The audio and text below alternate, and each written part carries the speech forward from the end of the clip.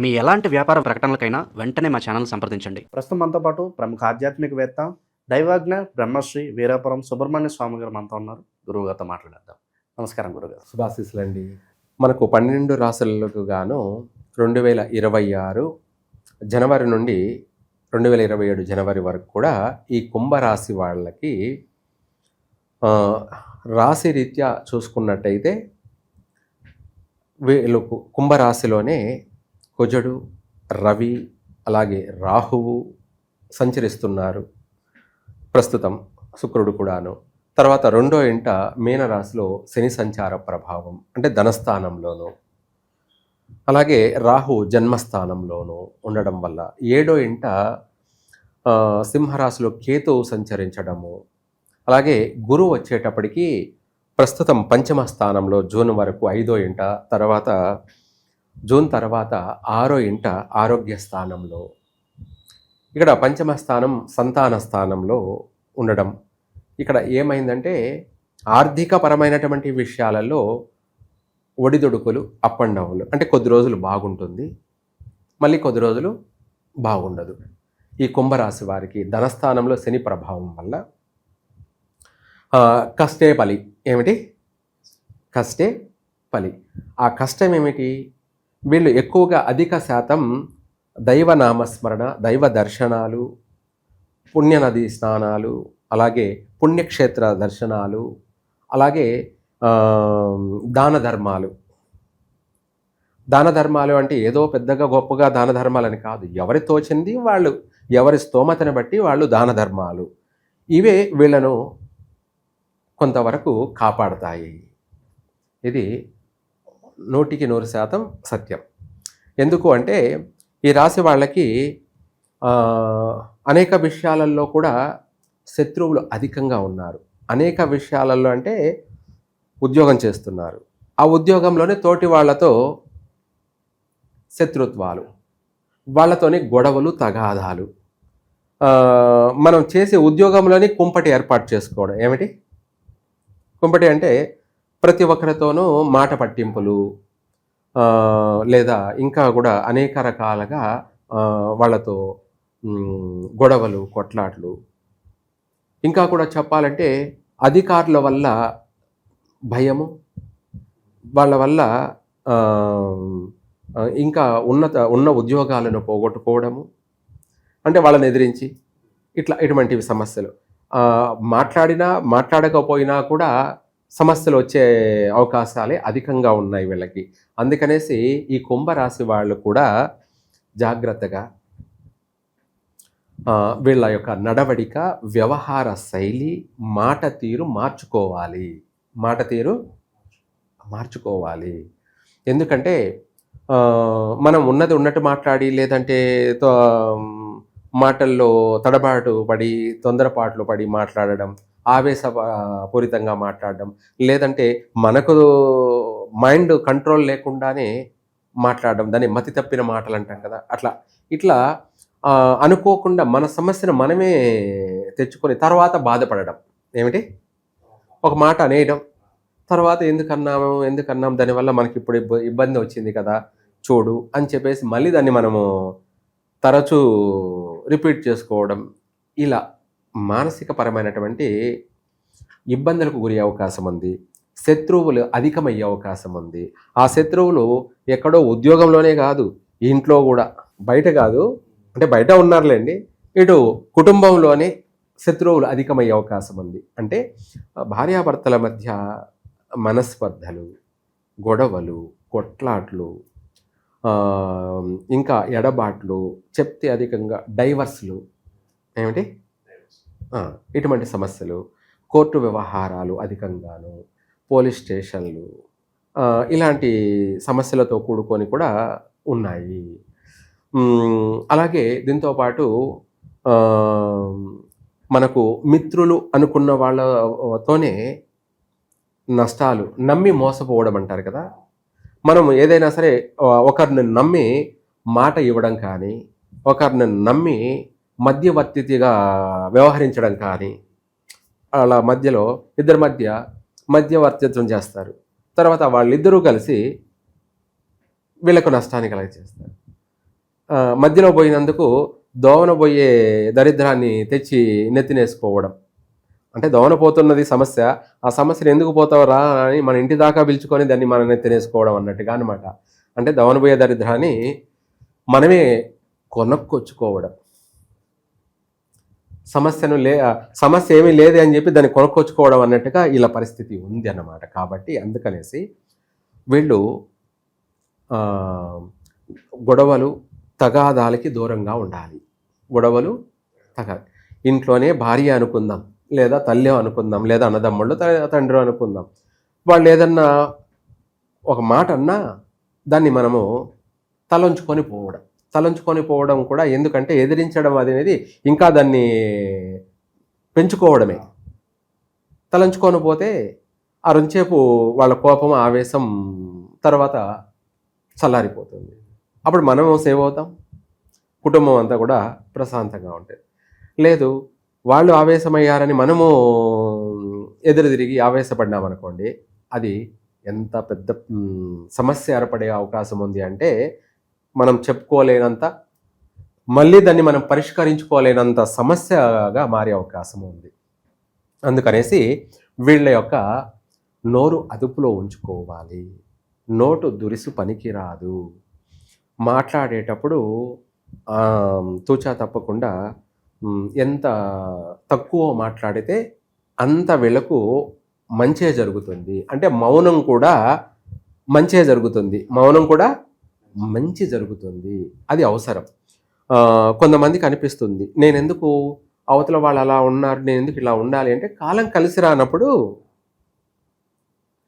మనం అవసరాన్ని బట్టి ఏ గాలికి ఆ సాప్ అన్నట్టుగా ఎక్కడ ఒదిగిపోవాలో, ఎక్కడ ఎదగాలో అన్నది కూడా మనం చూసుకోవాలి. అందుకనేసి ఈ రాశి వాళ్ళు వీళ్ళు బాగుండడం కోసం, వీళ్ళు బాగుపడడం కోసం మనం ఇచ్చేటువంటి సలహా. అంతేకాని మన ఇష్టానుసారం ప్రవర్తిస్తేనంటే పడేది నువ్వే. ఏదైనా సమస్య, అది మంచి అయినా సరే లేదా అది చెడైనా సరే, మంచి అనుభవిస్తున్నావంటే సంతోషం, ఆనందం. కష్టాలు పడుతున్నావు అంటే ఎవరైనా ఎలా చూస్తారు? అందులోనూ మనం ముఖ్యంగా చూడం. ఎందుకంటే బాగుండాలి అని. ఎందుకంటే తను బాగుంటే వాళ్ళ వల్ల మనకు లాభమే కానీ నష్టమే ఉండదు కదా. అందువల్ల ప్రతి ఒక్కరూ బాగుండాలి అని కోరుకునే వాళ్ళు మొదటిగా ఎవరైనా ఉన్నారు అంటే అది పండితుడే. వాళ్ళ బాగోగులు కోరుకుంటారు. ఎందుకంటే వాళ్ళు బాగుంటే వాళ్ళ వల్ల మనకు లాభదాయకం కాబట్టి. 10 మంది భక్తుల వల్ల పండితుడికి లాభం. అందుకనేసి మన ప్రతి ఒక్క పండితులు కూడా అందరూ బాగుండాలని కోరుకుంటాడు. అందరూ బాగుండడం కోసం ఏం చెయ్యాలి అనేది కూడా తను ఆలోచిస్తాడు. కాబట్టి ఇది 100% సత్యమే. అయితే ఏది ఏమైనా ఈ రాశి వాళ్ళకి భూ వివాద విషయాలు ఉన్నాయి, వాటి వల్ల నష్టాలు ఉన్నాయి, వాటి వల్ల కోర్టు వ్యవహారాల దాకా వెళ్ళే అవకాశము ఉంది. న్యాయ వ్యవస్థ శాఖలో కూడా అనేక వాళ్లకు చికాకులు కలిగే అవకాశం ఉంది, విసిగిపోయే అవకాశాలు ఉన్నాయి. వాళ్ళు పరులయ్యే అవకాశము ఉంది, అదుపు తప్పే అవకాశాలు కూడా అధికంగా ఉన్నాయి. అందరితో మాటలు పడే అవకాశం ఉంది, నిందలు పడే అవకాశము ఉన్నాయి.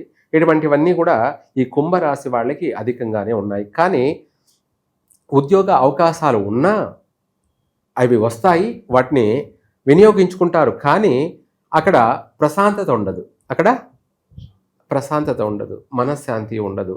వీళ్ళు వీలైనంత వరకు ఆస్తులు స్థిరాస్తులు కూడా పెడతారు.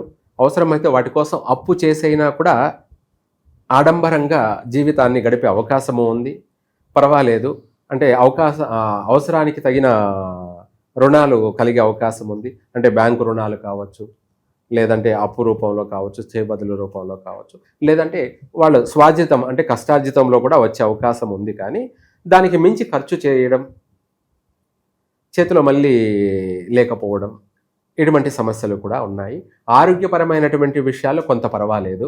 ఎందుకంటే ఆరోగ్య స్థానంలో గురు సంచార ప్రభావం వల్ల కొంతమేర ఆరోగ్యపరమైన విషయాల్లో బాగానే ఉంటారు.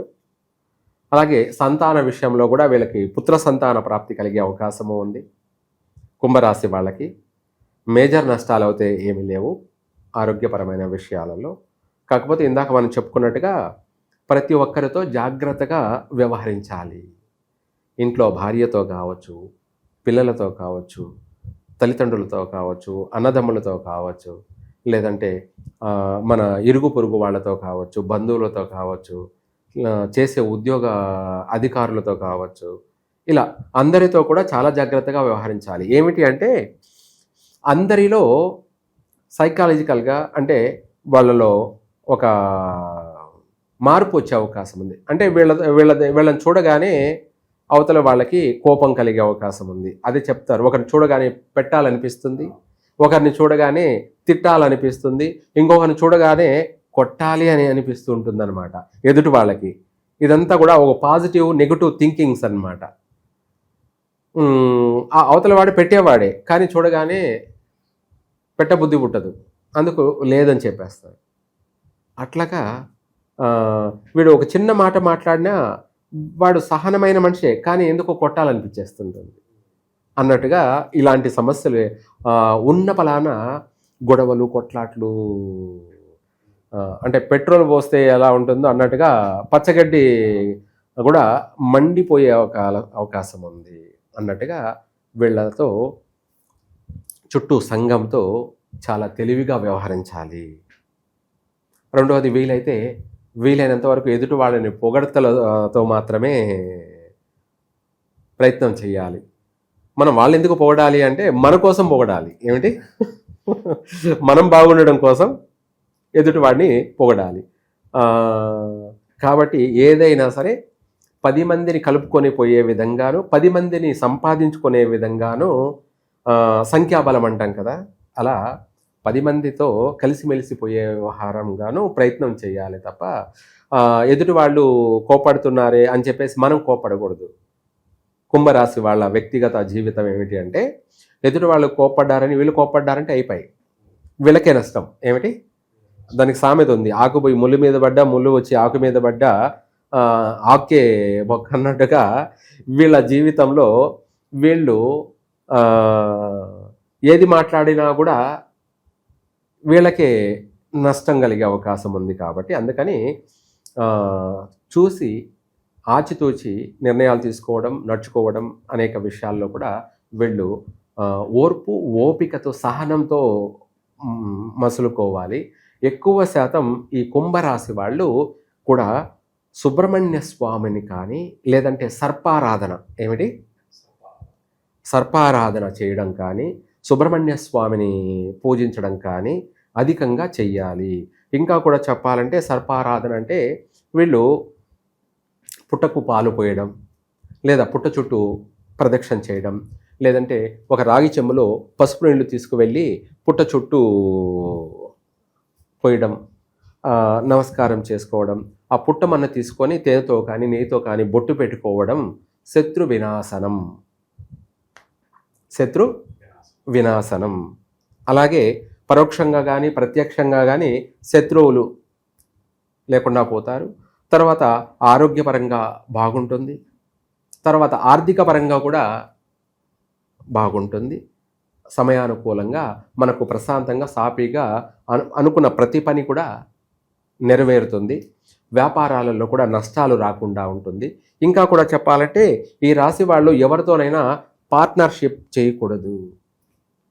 అదే బిజినెస్ పరంగా ఎవరితోనైనా కలిసి వ్యాపార పెట్టుబడులు పెట్టి పార్ట్నర్షిప్ చేశారనుకోండి, నష్టపోతారు.